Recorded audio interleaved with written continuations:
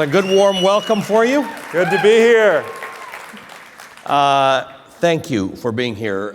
Secretary Castro and I have a good, long working relationship. It goes back to the days when he was the mayor of San Antonio. That's right. We probably have some San Antonians here today, or at least some Texans, some good Texans. I think this is probably the third conversation we've had in a week. The Secretary joined me a week ago at that MSNBC Climate Forum in Washington, where we spent an hour talking about climate, half an hour really, and then taking questions from really remarkable university students for a half an hour. And then he and I talked yesterday about this new development with President Trump and Ukraine. So it's good to see you again. This is a few times, but it's great. The introduction here was about who's got the best politics, who's got the best policy solutions for Latinos in America. And you've had a remarkable political history in that your culture is a part of who you are, and Latino populations are a part of what you do, but it's not been the totality of it. You've had to sort of figure out policies that are good for a broad swath of people. So what do policies that are good for Latino Americans mean? What does that look like? Yeah, well, first of all, thank you very much, Ali, for another opportunity to chat, and Saul and everybody who put together Latitudes and also the NowRep conference. It's great to be here in San Diego. Always good to be in San Diego.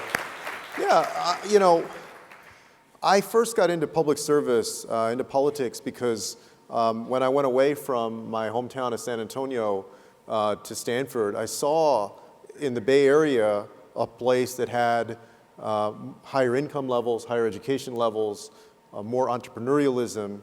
And I didn't see a lot of people also from San Antonio, where I'd grown up, who had that kind of opportunity. And so I kind of had a chip on my shoulder about going home and making sure that more people could have that opportunity. And when it comes to the Latino community, I very much see that in line with what Americans need.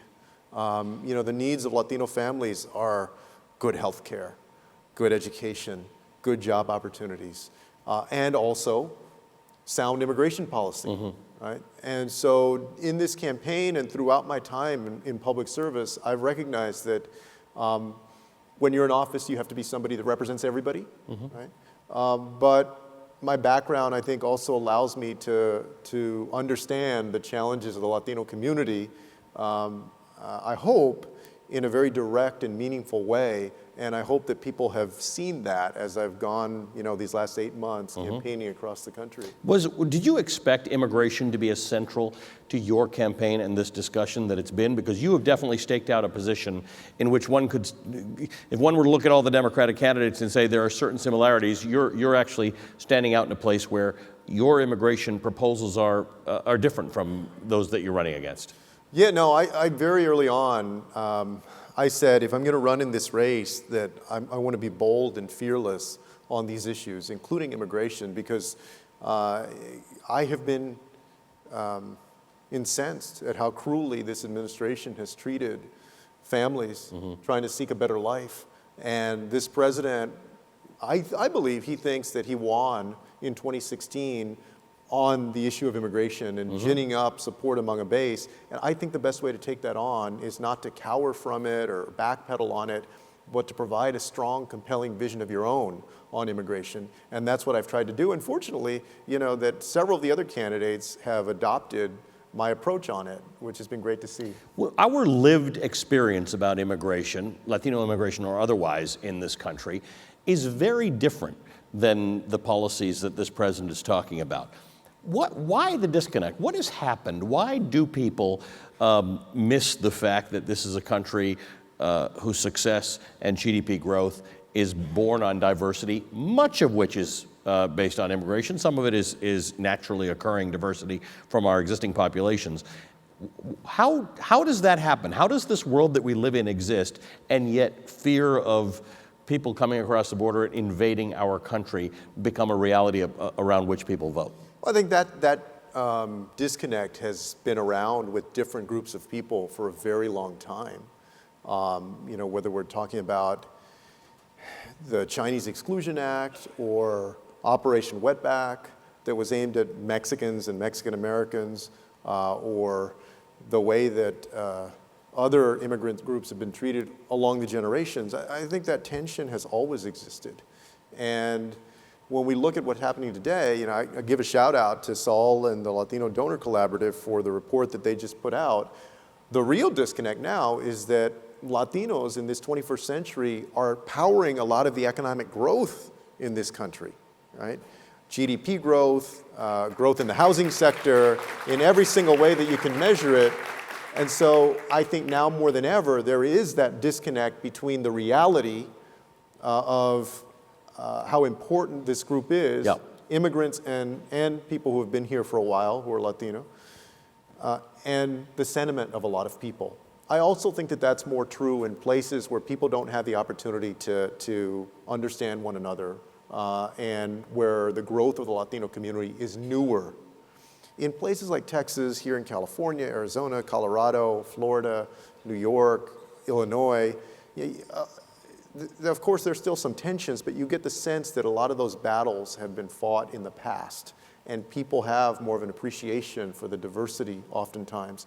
In some places, and now I've had a chance to visit a lot of these states over the last few years, there's an unease. There's like, you know, what in the world is this, when they start to see Latino immigrants and other immigrants moving into the town and opening up their little restaurants or convenience stores or whatever business it is. There's a pushback to that. And it's that ability to learn from one another, to get to know one another, that I think we need to encourage as leaders. That right now, unfortunately, you have a leader who is going completely in the other direction and scapegoating and otherizing and trying to divide. What, tell me about your, you have proposed a policy that has two things that have attracted some criticism. One, with respect to immigration. One is that you believe there should be a path to citizenship for anybody who comes into this country if they're trying to achieve that. And two is that you believe we should extend health care protections to people who are in that space. Talk to me a little bit about that, because you must have faced direct criticism on this. How do you respond to somebody who says, we can't possibly give everybody who wants to come in a path to citizenship? What's your argument as to whether? Well, I have not said that we would get everybody who comes in a path to citizenship. The way that we've dealt with this in the past, in 2013, for instance, when there was immigration reform legislation on the table, is that we've set a date certain, so that people who came after a certain date would be on a pathway to citizenship. And so I see that as part of the negotiation that would happen with immigration reform legislation. And undocumented immigrants who have been here a certain amount of time, now in my view, I would be as inclusive as we possibly can be, would be put on a pathway to citizenship as long as they haven't committed a serious crime. With regard to why we would give undocumented immigrants the opportunity to get health care, two reasons. Number one, they're paying taxes. Undocumented immigrants already pay a tremendous amount of taxes, and they don't get back what the everyday taxpayer gets back for that. Secondly, I think that it makes sense from a moral, a health, and an economic standpoint. It's the right thing to do as human beings. Secondly, you don't want people who are out there who are not seeing a doctor, who are getting sicker and sicker and sicker. That has an impact on the overall health of our kids in our classrooms, people at the workplace, and so forth. And then third, it's actually much cheaper to allow undocumented immigrants to buy into the exchanges, for instance, under the current ACA, than it is to do what we're doing now, which is essentially you're paying as a taxpayer for their health care at the emergency room. And the emergency room is the most expensive way that you can pay for health care. People are still going and getting medical attention. It's just that they delay it and delay it and delay it, and then they need to go in an emergency, and the taxpayers, including them, end up footing the bill.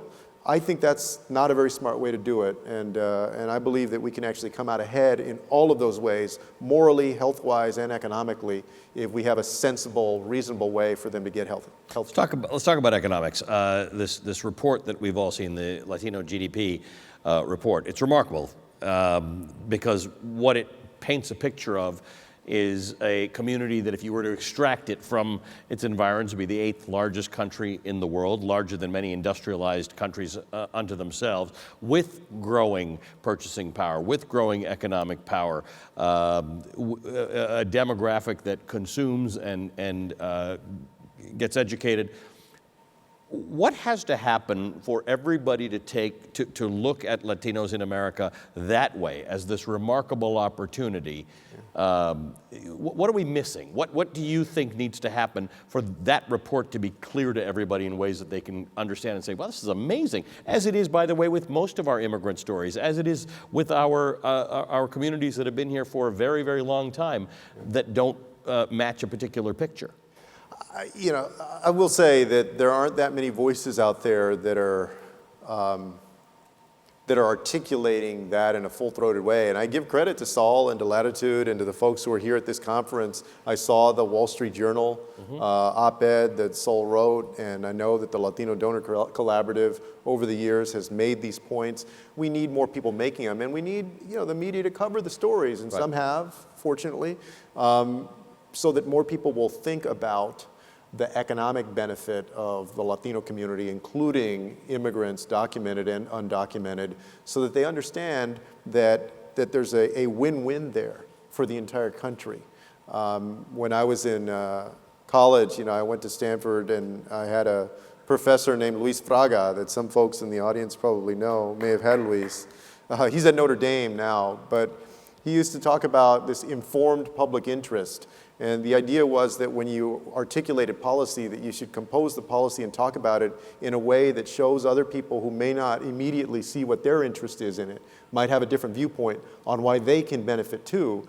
And I think about that a lot when I think about these numbers that Saul and the group have put out, because there is a benefit there for everybody, so that Social Security Trust Fund can remain solvent well into the future, so that we can create new job opportunities in this country and keep our economy headed in the right direction, and families across the United States can benefit and make their communities stronger.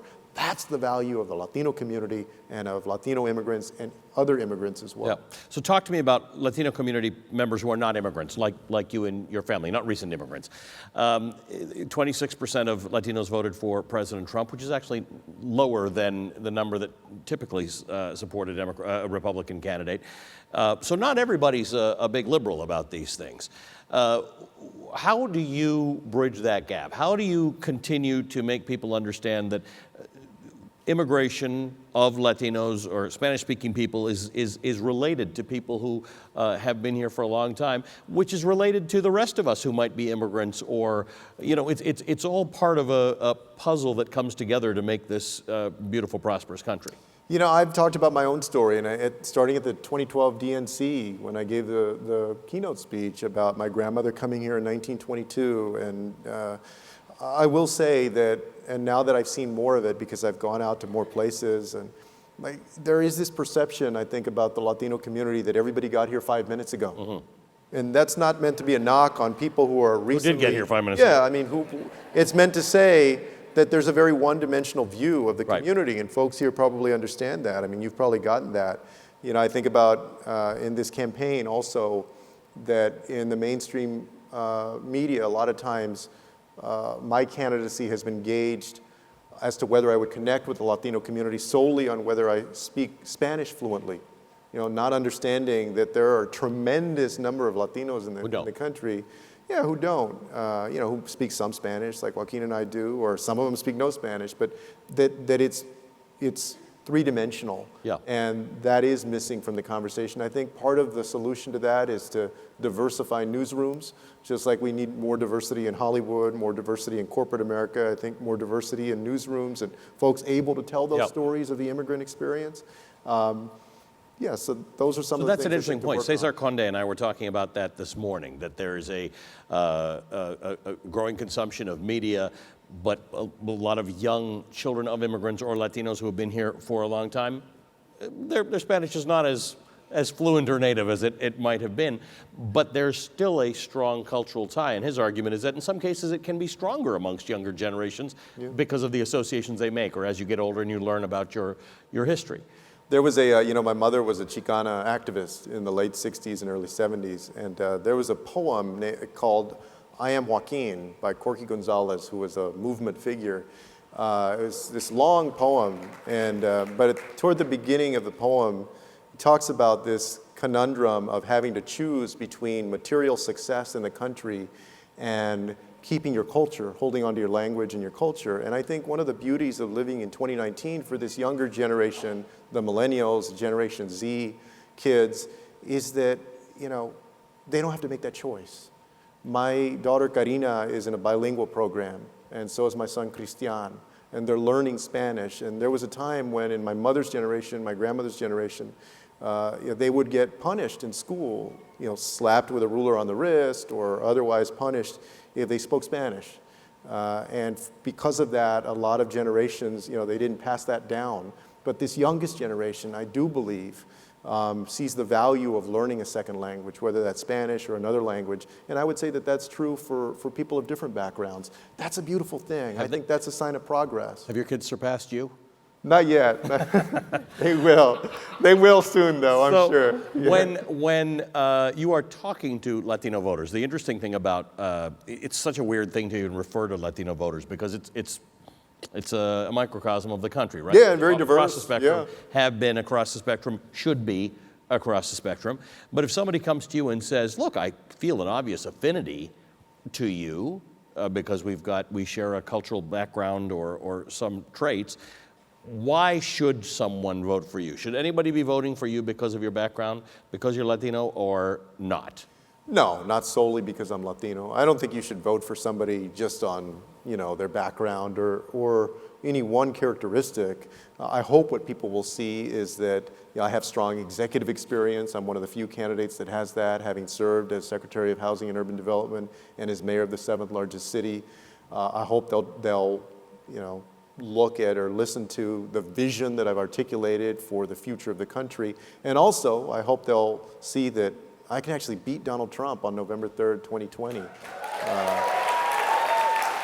And, go back and get Michigan, Wisconsin, and Pennsylvania that we only lost by 77,000 votes collectively. And then I believe I'm the best hope that the party has as a nominee to also go and get the 29 electoral votes of Florida, the 11 electoral votes of Arizona, and the 38 electoral votes of my home state of Texas. So just in the last week or so, and it's been such a whirlwind week that I don't remember exactly what day this was, but your campaign has said, look, something's going to have to happen for you to be able to stay in this race for the long run. Might as well tell people, what has to happen? So the DNC just released its latest round of thresholds. As you know, for the first time ever, the DNC is releasing these thresholds on what candidates have to get to be in the next debate. The latest thresholds they released say that you have to have at least 165,000 donors. We're well beyond that. We've met the grassroots donor threshold. It also says that you have to be polling at least 3% in 4 states or nationally, or 5% in 2 of the early states out of the 4. And we're knocking on the door of that of 2 to 3% right now in the last few polls. So we sent out an email to our email list saying, look, this is basically crunch time. I need to make that November debate. It's very difficult if you don't get on that debate stage to continue as a campaign. And for that, we need resources. And I believe that we can. I'm confident in the 5 or 6 weeks that we have left until the cutoff that we can do that. And we're working like crazy to do it. But being honest with people, that's the situation that we're in. Let's talk about politics for a minute, because that's what we normally talk about. We have seen, I say this every week, it's unprecedented. We've never seen well, anything that's like what that acting DNI Director of National Intelligence said like 20 times yesterday. Yeah, it is. We are in a new space. And it's kind of amazing, because when you look at the chronology of this Ukraine story, the first phone calls, the first outreach into the story was after the Mueller report was concluded. So you would think, perhaps, that after being investigated for a couple of years, you might want to just lay low and not go down that road, but that didn't happen. And it almost feels like President Trump may have been emboldened by the idea that he thinks he dodged a bullet with the Mueller report, and now he was going to start worrying about the next election. What do you make of where we are? This has been a crazy week. You have been in favor of impeachment proceedings for a long time, but now things are in a different place yet. Yeah, I mean, I think this is going to be the one that does him in. I think he made his own bed. And, if this were a Shakespearean tragedy, this would be the highlighting of somebody's hubris and their excess.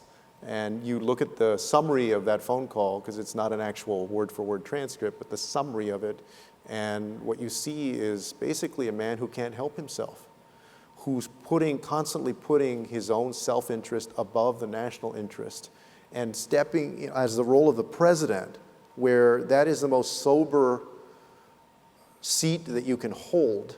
And when you're dealing with a foreign leader, to suddenly put your own provincial political interests as the top line, most important issue to talk about on that call. And not only that, not only to ask a foreign government to do some political dirty work, but then to involve your own Justice Department in that, because that's what he said, that he hoped he would work with Bill Barr, and he mentioned Rudy Giuliani, who doesn't even have a security clearance, apparently. I mean, it's an example of somebody who should not be in that office because he doesn't have the requisite sense of the job and sense of propriety or ethics. And we're so far off the rails with this president that you have people in Congress arguing that there's nothing there. I mean, if Barack Obama had done 1/100th of what Donald Trump did, they would have impeached him already. I mean, it's ridiculous. It is ridiculous. So, as we said, 26% of the Latino community supported Donald Trump last time. There's obviously a strong cohort of people in the Latino community who have been Republicans for a long time, sometimes for political reasons, for economic reasons, whatever the case is. You must meet some of them because you're from Texas. Sure.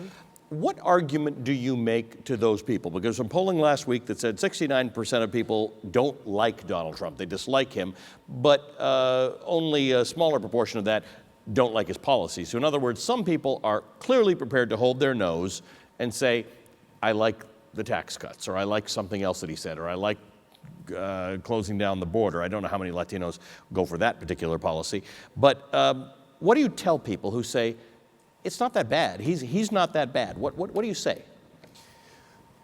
Well, first, I think a lot of people recognize that he's bad, but they still think that he's better. Some people still think he's better than the alternative, whatever they imagine that alternative to be.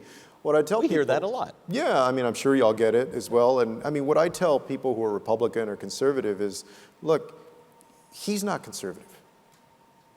I mean, look at what they've done with spending. Look at what he has done, moving money around that he has no authority to move from other budgets to try and fund this wall that he wants to build. Look at the way that he has disrespected our intelligence agencies, the way that he's taking people's land on the border of Texas to try and build this wall that more than half the country doesn't want. I mean, there's nothing conservative about that. He is an opportunist. He's an opportunist, not a conservative. And what we can create together in the years to come is a country that actually works for everybody with strong economic growth, with the ability of everybody in this country to prosper, where we reward people's hard work and we encourage entrepreneurialism, but also that we do it with integrity and honesty and a sense of responsibility for the fate of this nation instead of just self-interest. And what I see is that a lot of former Republicans are moving over. I mean, if you look at what happened in Orange County, that used to be Reagan country, and now it's completely represented by Democrats in Congress, and you look at what happened in the suburbs of Houston and Dallas that elected two Democrats that beat Republican incumbents, it's a lot of suburban people, including a lot of suburban Latinos, who used to be Republican and they've just moved over. Maybe they're not necessarily Democrats now, but that they're not voting for Republicans during this era of Donald Trump. This is also one of the reasons that Texas could go Democratic in 2020. Let's talk about unemployment. This is the world in which I live. We have a low unemployment rate in America, and I'm glad that I've been consistent about this for more than 20 years, where I tell people, stop paying attention to that number because the top of it and the bottom of it changes every month. We have potentially now a problem in which we don't have enough workers in our economy. We can look to Japan for any economic geeks out there to see what happens when you don't have enough workers, you don't fully capitalize on the workers you do have. And the other problem Japan has is its inability to attract immigrants, because it hasn't really done that for a long time. It doesn't have a culture of accepting immigrants. As flawed as ours is, we are actually built on a culture of accepting immigrants. That's starting to change. As you know, I'm from Canada, where people, apparently I don't know how to sit on a table, where a lot of immigrants have, redirected there, where it was obvious that they'd be coming to America. How do you sort of communicate this to people? Because it's an economic issue, but it is going to hurt us if we become the country that is known as not taking in immigrants or refugees, who, by the way, have done very well economically in this country and for this country. Yeah, the next president needs to be a welcoming president, and to send that signal to the rest of the world that the United States is back in the business of welcoming people from around the world and valuing our immigrant community, and making sure that people have opportunity in this country to participate in the workforce, to help drive our economic growth. Which is what Canada is doing right now. I mean, Trudeau has been the exact opposite of Trump in so many ways. And Saul and the Latino Donor Collaborative have really done a fantastic job of laying out the argument that I know you also have made over the years, and that you just sort of summarized, which is absolutely accurate, that if we don't harness the value and the potential of immigrants in the United States, we're going to fall further and further behind when it comes to everything from meeting the needs of the Social Security Trust Fund to enough of a labor force to sustain positive economic growth into the future. Most people don't see that. I think that what we have to do is, all of us who are running have a responsibility and an opportunity, I think, to articulate that. More stories about that, and reports on that gain people's attention. It's not an easy sell, because that's harder to sell than a lot of people's gut reaction of those people are the other, and they're different, and I'm going to be suspicious of them, or they're going to overtake this whole country and change it. That's an easy sell for people like Donald Trump to make. But I think that what we have working on our side are the facts and history, that generations of people who are different from mainstream Americans have come, and they've made our country stronger. But that is, I think that does make sense. I like that. What this argument that Donald Trump and his ilk are making has been made by Boris Johnson and his ilk in the UK. It's been made all through Eastern Europe. This nativism and populism, it is growing all over the world. So we might be making a mistake at thinking that Donald Trump is a cause as much as he's a symptom. I agree with that. I mean, the United States is not the only place where we've seen a rise in nativism. In fact, Europe was there before us in this round. And this is not the first round of that. Like I said, what's happening? What's in the air? What's happening in the world that we've gone back to this? Because the last time we were in this was in the 30s and 40s, and it was ugly then too. Well, I think that's partly due to some economic anxiety. Also, there's been a base level of that has always been around. I mean, a certain percentage of the population has always believed these things. And also, I believe here in the United States that Donald Trump was partly a response to Barack Obama being the first African-American president. I believe that some percentage of that was a response to Barack Obama. And those things, there was a confluence of different factors that added up to his very narrow electoral college victory. The difference now is that people have seen how bad it can get under somebody like Donald Trump, just like they're finding that out about Boris Johnson right now in the UK. Does you being Latino, you being darker skinned, work for you or against you in this race? I think the Democratic Party, Democratic voters in general today are in a place where we're the big tent party, where they welcome people of different backgrounds. I mean, even if I weren't on that stage, watching the diversity on that stage, when we were in Houston the other day, and when we're going to be in Ohio in a couple of weeks, I mean, that's beautiful, because that's what we hope for, that people from different backgrounds can rise and try and lead our country. And that also differentiates us from where the Republican Party is right now. I think their only African-American congressman, Will Hurd, who represents part of the San Antonio area, just announced that he's retiring. They're not going to have any unless somebody wins in this 2020 cycle. So I would say that people are willing to accept folks of different backgrounds, especially in the Democratic Party, and so it's a net positive. Julián Castro, I would agree, from having talked to you for many years, it is a remarkable net positive to have you in our political discourse and get your input on all of these crucial matters, and thank you for your continued determination to serve your country. And Thanks a lot, Ali. Appreciate it. Thank y'all. Before the two of you leave. Oh, here's Saul. Thank you. By the way, I was going to do this for Saul. Nice. Here you go. Thank you. Thanks for having Ali, us. thank you. I have to say a couple things very quickly. And I don't say this, and I will distance myself from Julián. I'm a lifelong Republican up until Trump. And I didn't obviously vote for him.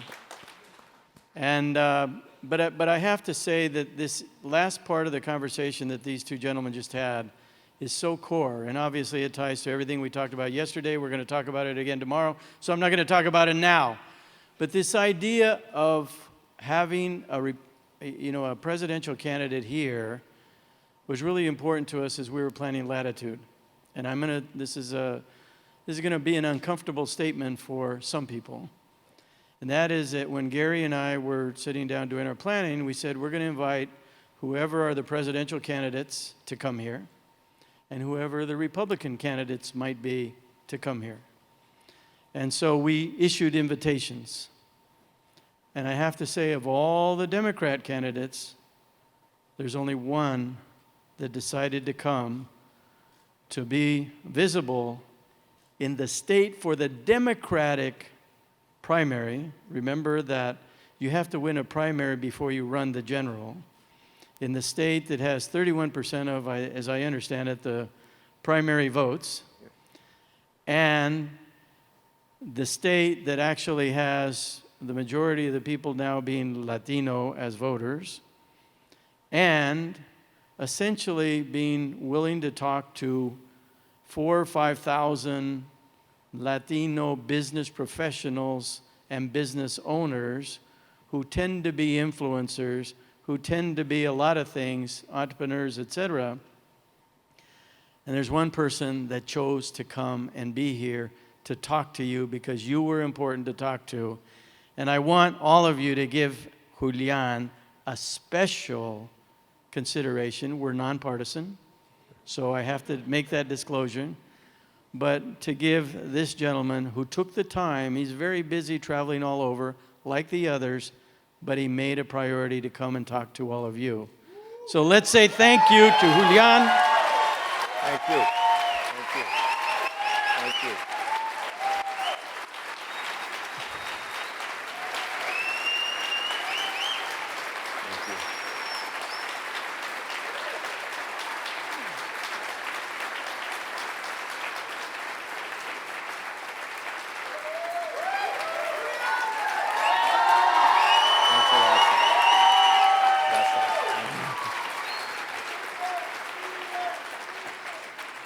And also, I want to thank Ali.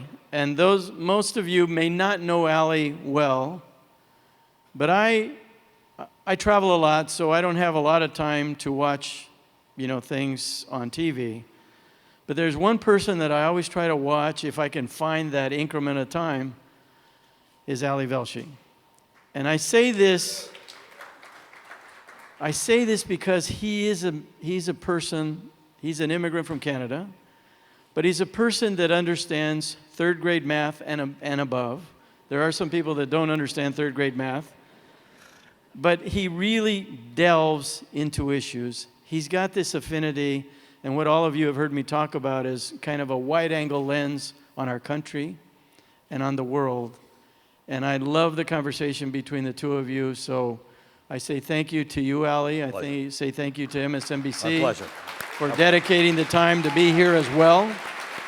And so, great job, and thank you. And I'm getting out of the way. Thank you. So thank you very much. Thanks a lot, y'all. Thanks, Saul. Thank you.